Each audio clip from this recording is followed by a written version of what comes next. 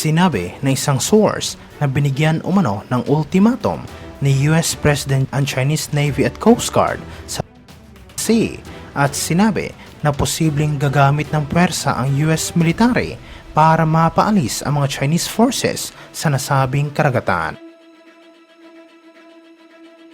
Sinabi sa report na nagbanta ang US President laban sa China at sa katunayan, mayroon na umunong estratehiya ang US military upang mapaalis ang mga Chinese vessel at isa na dito ay ang paggamit ng puwersa.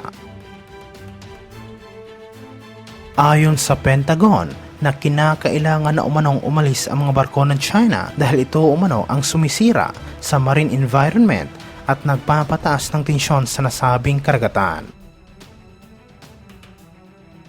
Sinabi naman ng ilang eksperto na mayroon umanong kakayahan ang US government na paalisin ang mga Chinese vessel dahil alam nila na wala umanong lakas at kakayahan ang China na direktang makipaglaban sa Estados Unidos.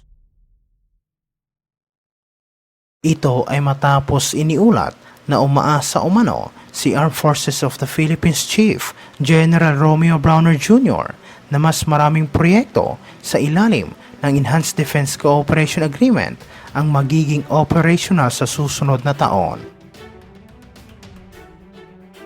Sa kanyang pagbisita sa mga EDCA sites sa Basa Air Base sa Pampanga, sinabi ni Browner na masaya ang sandatahang lakas at US military sa kasalukuyang development ng mga proyekto at dahil ito sa mas pinalakas na alyansa sa pagitan ng Estados Unidos at Pilipinas.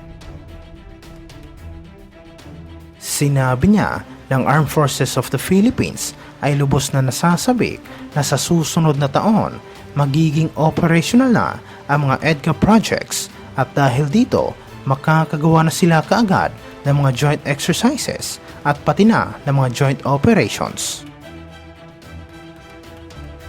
Sinabi naman ng Commander ng US Indo-Pacific Command na si Admiral John Aquilino na mga developments sa ilalim ng EDCA ay kumikilos ng napakabilis. Ang mga projects na ito ay mas higit pang makakatulong sa pagpapalakas ng mga kakayahan ng Pilipinas at humahanga umano siya sa mabilis na aksyon ng AFP.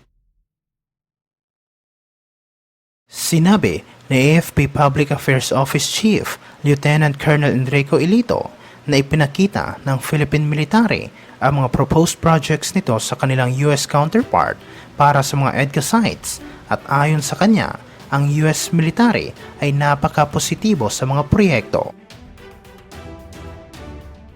Noong nakarang linggo, binisita at ininspeksyon ng mga opisyal ng US at Philippine military ang mga development sa mga EDCA sites tulad ng Salalo Airport at Naval Base Camilo Ocia sa Cagayan at Basa Air Base sa Pampanga. Samantala sa ibang aspeto naman, iniulat na sinabi umano ng tagapagsalita ng People's Liberation Army na dihado ang Estados Unidos sa Mutual Defense Treaty nito dahil sigurado umanong aasa lang ang Philippine government sa Washington kung magkakagulo sa South China Sea. Sinabi ng tagapagsalita ng PLA na si Senior Colonel Wu Chan na wala umanong mabuting mapapala ang Estados Unidos at siguradong mababaon lang ito sa utang kapag nakipagyera sa China. Sinabi niya na maraming buhay umano ang masasayang at hindi umano karapat-dapat na ibuwis ng US government ang buhay ng kanilang mamamayan para sa ibang bansa. Ngunit sinabi naman ng ilang mga eksperto na halatang halata umano na takot ang Chinese government sa mas pinalakas na alyansa sa pagitan ng Pilipinas at Amerika at sinabi na malaking hadlang umano para sa China ang Mutual Defense Treaty ng Washington at Manila. Iniulat ito matapos binigyang diin ni Defense Secretary Gilbert Chodoro ang kahalagahan ng pagkikipag-alyansa ng Pilipinas sa ibang mga bansa na may parehong paniniwala at paninindigan sa gitna ng tumataas na tensyon at banta ngayon sa West Philippine Sea. Sinabi ni Chodoro sa mga reporters na dahil sa pagbabago ng threat situation at ginagawang kilos ng ating mga katunggali sa West Philippine Sea, kailangan talagang i-leverage ang ating mga alyansa upang i-enforce ang rules-based na international order at ang UNCLOS.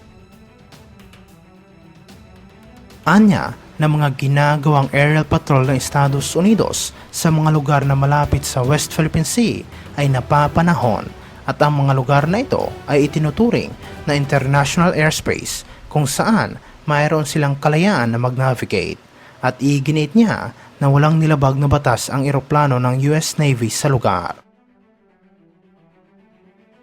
Binigyang diin ni Teodoro ang kahalagahan ng mga kaalyado ng Pilipinas sa paggigiit ng soberanya ng bansa sa West Philippine Sea at sinabi niya na ang laban natin ay para kilalanin ng buong mundo ang ating mga karapatan, kaya importante ang pakikipag-alyansa sa mga like-minded nations upang magkaroon tayo ng boses sa buong mundo.